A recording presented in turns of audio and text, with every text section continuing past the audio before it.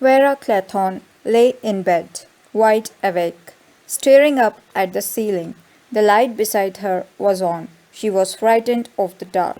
She was thinking, Hugo, Hugo, why do I feel you are so near to me tonight? Somewhere quite close. Was this really he? I don't know. I never shall know. He just went away, right away, out of my life.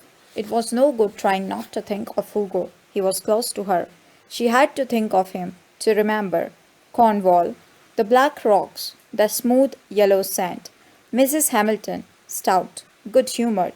Cyril, winning a little always, pulling at her hand. I want to swim out to the rock, Miss Clathorn. Why can't I swim out to the rock? Looking up, meeting Hugo's eyes watching her. The evenings after Cyril was in bed. Come out for a stroll, Miss Clathorn. I think perhaps I will.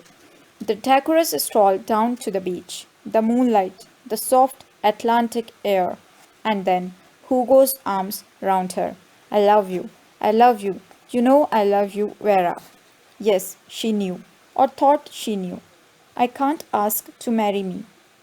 I've not got a penny. It's all I can do to keep myself. Queer, you know.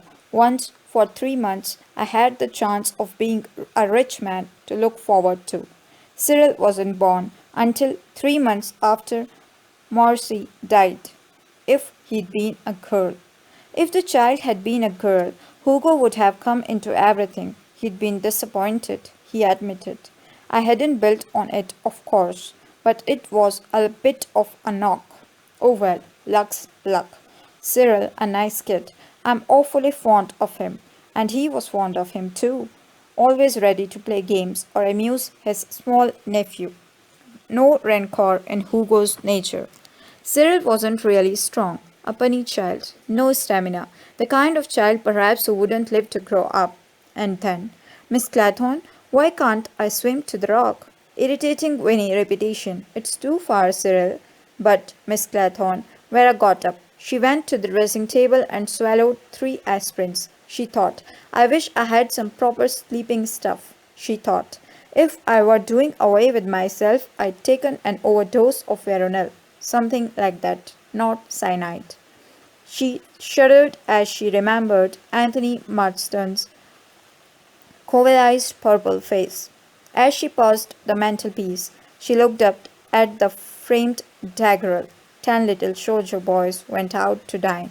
One choked his little self, and then there were 9.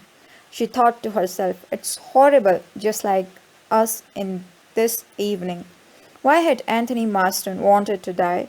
She didn't want to die. She couldn't imagine wanting to die. Death was for the other people.